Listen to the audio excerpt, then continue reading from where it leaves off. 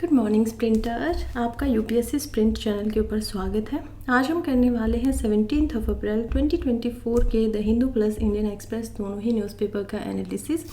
शुरुआत करते हैं आज के पहले आर्टिकल से, जो कि है ईरान के लिए हमारा इंटरनेशनल रिलेशंस में हमें ये समझ में आता है, खास करके जीएस पेपर 2 के अंदर हम इसको आईआर में इंपॉर्टेंट मान सकते हैं। प्रीलिम्स में हो सकता है इससे रिलेटेड सवाल ना भी पूछे जाए।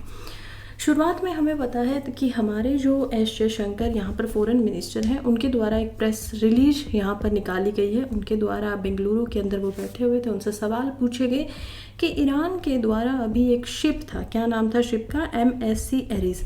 ये शिप जो था इसको लिंक किया जा रहा था इजराइल के साथ में। जब ये शिप क्या था, एक कार्गो शिप था, सामान को एक जगह से दूसरी जगह पर पहुँचाना इसका काम था। हमने डिटेल से 2 दिन पहले भी इसके बारे में सारी की सारी जानकारी ली थी, लेकिन जस्ट फॉर रिवीजन अब हम देख लेते हैं कि क्या घटना जो है वो घटी थी। अभी हमें समझ में आ रहा था कि इजराइल और जो गाजा है उन दोनों के बीच में हो रहा है युद्ध। सडनली इजराइल के द्वारा ईरान के ऊपर यहाँ पर अटैक किया जाता है और ईरान के अंदर जो उनके सुप्रीम कमांडर थे, जो सीनियर ऑफिसर थे, उनकी डेथ हो जाती है। ऑल्दो वो सुप्रीम कमांडर ऐसे नहीं है कि जैसे हमारी सुप्रीम कमांडर कौन होती है, खासकर आर्मी की हमारी प्रेसिडेंट होती है। यहाँ पर इनका मतलब था कि एक यूनिट ऑफ आर्मी का एक छोटा भाग था एक शहर के अंदर, वहाँ पे जो सबसे हेड बने हुए थे उनको क्या हो जाती है, उनकी मौत हो जाती है ड्यू टू इजराइल अटैक। आगे की सिचुएशन हम समझते हैं, आगे बढ़ते हैं। अब ईरान इसमें क्या करेगा, रिटेलिएट करेगा। ओबियसली आप उसके घर में जाकर किसी को अगर जान ले लेते हो और वो भी ऑफिशियल की, तो ईरान का बदला लेना तो यहाँ पर जायज़ है। ईरान बदले के अंदर इजराइल के ऊपर करता है सबसे पहले तो ड्रोन से हमले। उसके बाद जो इजराइल का यहाँ पर कार्गो शिप जा रहा था उसको क्या कर लिया जाता है, सीज कर लिया जाता है, बंदी बना लिया जाता है। अब उसी शिप के अंदर हमारे 17 क्रू मेंबर्स भी थे, इंडिया के 2 पाकिस्तान के क्रू मेंबर थे यहाँ पर, और 17 ऐसे मेंबर थे जो इंडिया की तरफ से थे। अब हमें समझ में आता है कि हमारे जो 17 इंडियन हैं नागरिक जो है भारतीय, वो भी क्या हो गए हैं, ईरान की बंदी के अंदर यहाँ पर आ गए हैं, ईरान के कब्जे के अंदर वो लोग वहाँ पर हैं। इसी बात से भारत को थोड़ी परेशानी होती है। इंडिया से यहाँ पर वार्तालाप की जाती है ईरान के साथ में, और हम देखते हैं कि उसी के रिजल्ट में ईरान का ये बयान आया है कि ठीक है, वो जो 17 हमारे नागरिक हैं उनसे जल्दी ही यहाँ पर जो हमारे ऑफिशियल्स होंगे, डिप्लोमेट होंगे, उनको मिलने की इजाज़त दे दी जाएगी। फिलहाल हम देख पा रहे हैं ईरान जो है वो इजराइल के ऊपर यहाँ पर मिसाइल से भी अटैक कर चुका है। हालांकि इजराइल में उनके आयरन डोम होने की वजह से वो लोग बच गए हैं, उनके पास टेक्नोलॉजी उन्होंने वैसे ही पहले बना रखी है। अब आगे इसके ऊपर क्या विचार आएंगे उसको हम नेक्स्ट न्यूज़पेपर के अभी जब भी इसमें न्यू इन्फॉर्मेशन ऐड होती जाएगी तब हम इसमें पढ़ते जाएंगे। नेक्स्ट आर्टिकल की तरफ बढ़ते हैं, जो कि है above normal rainfall in most parts of country. देखिए क्या बात की गई है, हमारी जो इंडियन मेट्रोलॉजिकल डिपार्टमेंट है, इंडियन मेट्रोलॉजिकल डिपार्टमेंट यानी कि IMD, वो क्या है, हमारी गवर्नमेंट के अंडर में आया हुआ एक डिपार्टमेंट है। मेट्रोलॉजिकल से हमें समझ में जाना चाहिए कि ये क्या होने वाला है, वेदर से रिलेटेड होगा। मेट्रोलॉजी के अंदर क्या आती है, मेट्रोलॉजिकल जो स्टडीज़ होती है उसका सीधा सीधा बेस होता है कि आप कुछ ऐसी पढ़ाई कर रहे हो जो वेदर, क्लाइमेट, फिनोमिना, इन सब चीज़ों से इंटरलिंक करती है।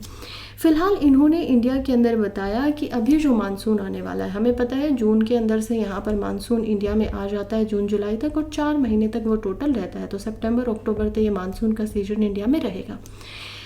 हमें पता चल रहा है कि 10 सालों के बाद में, पूरे के पूरे एक दशक के बाद में ऐसा होने वाला है कि इंडिया के अंदर जितनी रेनफॉल यहाँ पर होती है एवरेज, उससे ज़्यादा रेनफॉल या उससे ज़्यादा बारिश देखने को मिलेगी। यहाँ पर अंदाज़ा लगाया जा रहा है कि इंडिया के अंदर लगभग 106% की बारिश होने वाली है। 100 कितनी होती है कि जितनी पहले भी होती थी, अब की बार उससे थोड़ी ज़्यादा होगी। खैर ये एक अच्छी बात है। इंडिया में होल नॉर्मली 870 mm की बारिश हम पूरे के पूरे इंडिया के अंदर रेनफॉल को देख पाते हैं, वही अब बढ़ के ऑलमोस्ट 900 तक की mm यहाँ पर हो जाएगी। आगे बढ़ते हैं, और आगे बढ़ने से पहले मैं आपको बता दूं कि मेरा टेलीग्राम के ऊपर भी एक ग्रुप है जहां पर आप मेरे साथ जुड़ सकते हो, और उसके ऊपर जुड़ने से फ़ायदे क्या होंगे। पहली बात तो जो आर्टिकल हम यहाँ डिस्कस कर रहे हैं उसके प्रीलिम्स के नोट्स आपको वहाँ पर मिल जाएंगे, सो दैट आपने अगर न्यूज़पेपर की वीडियो सुन ली है तो आपको कोई भी अलग से न्यूज़पेपर जाकर ना पढ़ना पड़े। आप क्या कर सकते हो, बस इनको रिवाइज कर लीजिए, उसी में आपका काम हो जाएगा करंट अफेयर का। इसके अलावा जो भी आर्टिकल है और उनसे रिलेटेड जितने भी PYQs आए हुए हैं, प्रीवियस प्रीवियस ईयर क्वेश्चंस आए हुए हैं, चाहे वो प्रीलिम्स की बात हो या मेंस की बात हो। प्रीलिम्स में अगर क्वेश्चन आए हैं तो वो आपको मिल जाएंगे क्विज के रूप में, ताकि आपने जो समझा है, कितनी आपकी अंडरस्टैंडिंग हुई है, उसको आप प्रैक्टिस कर सकते हो ग्रुप के ऊपर। और उसी दिन यानी कि आज की न्यूज़पेपर की वीडियो अगर 6 बजे या 5 बजे अपलोड होती है तो उसके बाद हम क्या देख पाते हैं कि ये भी जो क्वेश्चन है वो भी सुबह आपको 7 बजे तक वहाँ पर मिल जाएंगे क्विज के रूप में, तो ये आपके लिए प्रैक्टिस करना आसान होगा। दूसरा जो मेंस के क्वेश्चन है वो भी आपको मेरी हैंड रिटन नोट्स के रूप में मिल जाते हैं, जैसे कि ये क्वेश्चन का आंसर देना चाहिए। और इसके अलावा जो वीडियो आप देख रहे हैं उसका भी आपको पीडीएफ वहाँ पर प्रोवाइड हो जाता है, सो दैट अगर आप चाहें तो रिवीजन के लिए वापस जाकर पीपीटीज जो हम इंक्लूड करते हैं उनको पढ़ सकते हो। अगर आपको इसको ज्वाइन करना है तो वीडियो के कमेंट बॉक्स के अंदर चले जाइए, वहाँ पर सबसे पहले कमेंट में ही आपको इसका लिंक मिल जाएगा। अगले आर्टिकल की तरफ हम बढ़ते हैं, जो कि है स्पेक्टर ऑफ रिटेलिएशन। देखिए आर्टिकल लिखा गया है पीआर स्वामी के द्वारा। अगेन यहाँ पर बात हो रही है ईरान के बदले की। ईरान और इजराइल का फिलहाल जो यहाँ पर वॉर की सिचुएशन सामने आ गई है वो एक्चुअली में कैसी है, ऑथर के अकॉर्डिंग क्या आगे होना चाहिए, इस सब मुद्दों पे हम अच्छे से देखेंगे। अभी यहाँ पर ऑथर का बोलना है कि जो मैग्नीट्यूड से, जितनी ज़्यादा तेज़ी से और जितने ज़्यादा खतरनाक तरीके से मिसाइल अटैक किया गया है ईरान के द्वारा इजराइल के ऊपर, वो बहुत ही अनप्रेसिडेंटेड था। ऐसा कभी पहले हुआ ही नहीं है कि इतनी ज़्यादा मिसाइल्स यहाँ पर लगा दी गई हो। हमें समझ में आया है कि इस्लामिक रिपब्लिक यानी कि जो ईरान के अंदर यहाँ पर गवर्नमेंट है उनके द्वारा लगभग 300 लॉन्ग रेंज यहाँ पर मिसाइल जो है वो दागे गए हैं इजराइल के ऊपर, और उसी में बहुत सारे ड्रोन्स अटैक भी किए गए थे, और उसी में बैलिस्टिक जो मिसाइल होती है वो भी यहाँ पर इस्तेमाल में लाई गई थी। अब हम समझते हैं कि इसकी शुरुआत किसने की थी। इसकी शुरुआत पहले हुई थी इजराइल की तरफ से।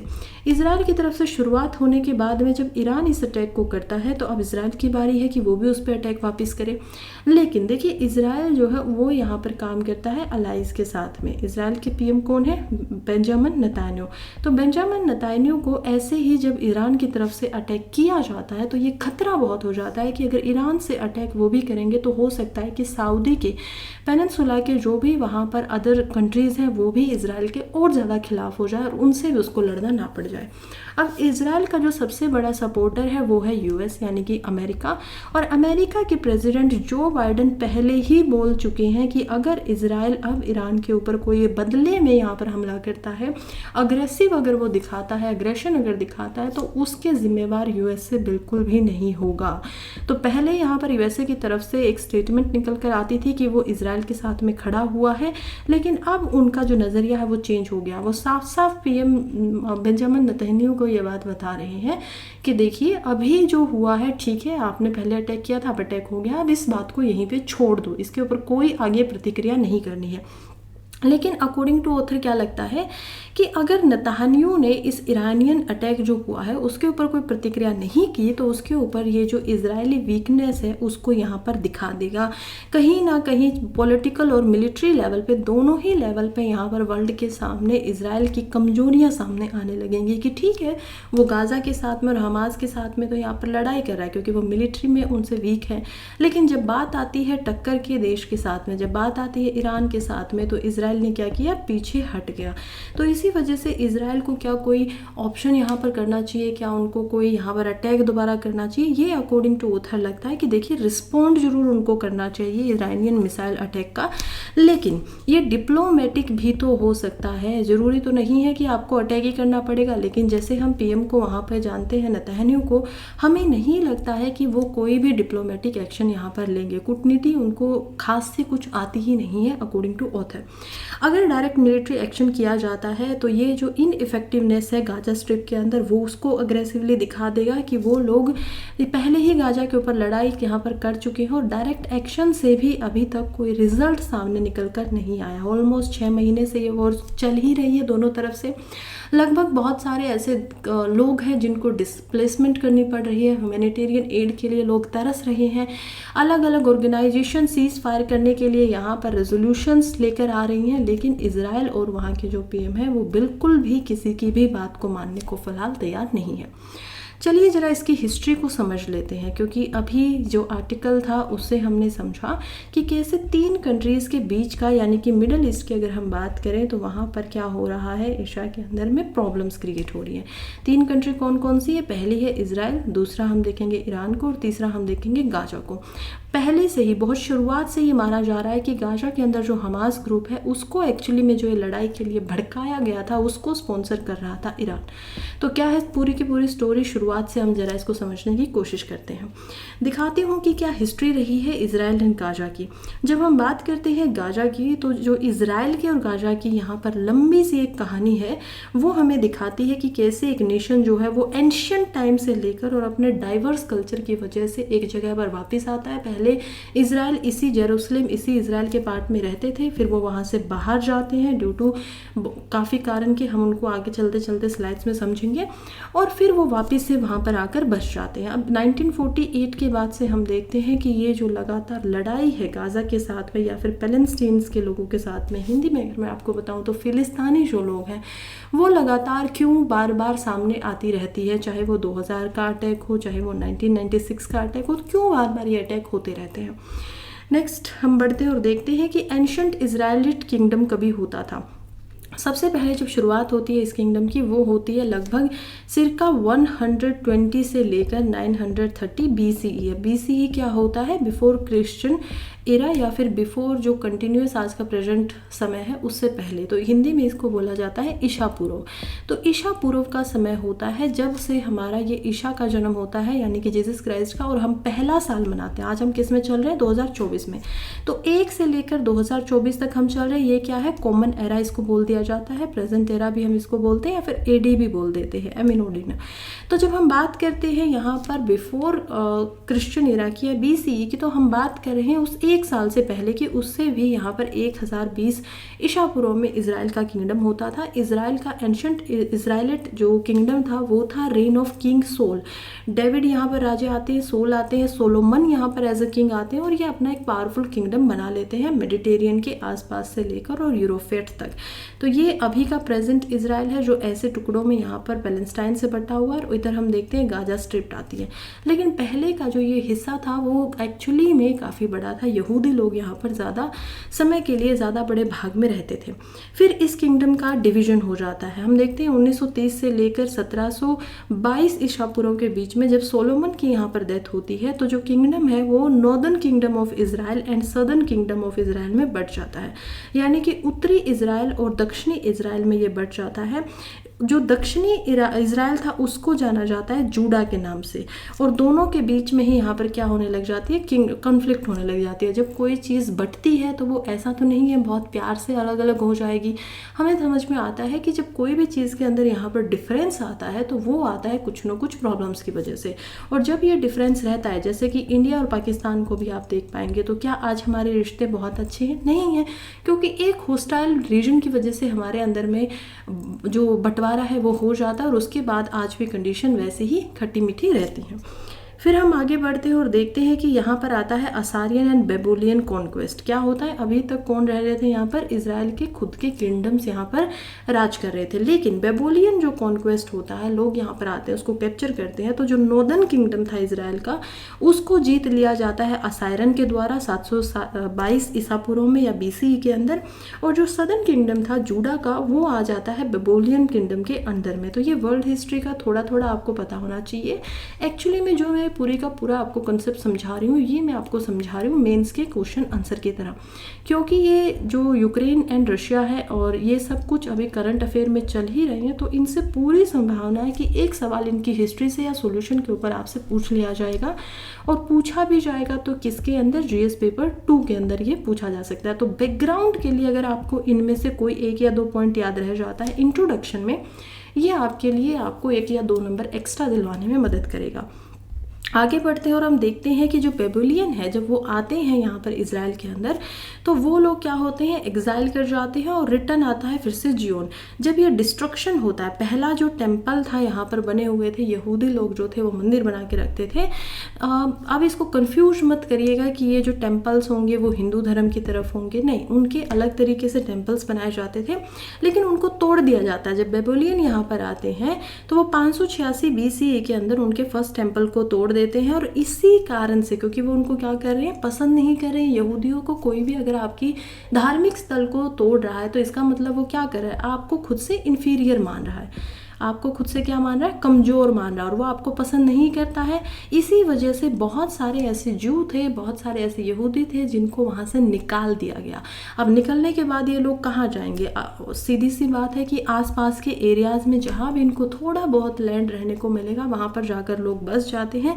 अपने होम लैंड से, जहाँ कभी वो रहते थे, उससे वो बिल्कुल यहाँ पर दूर हो जाते हैं।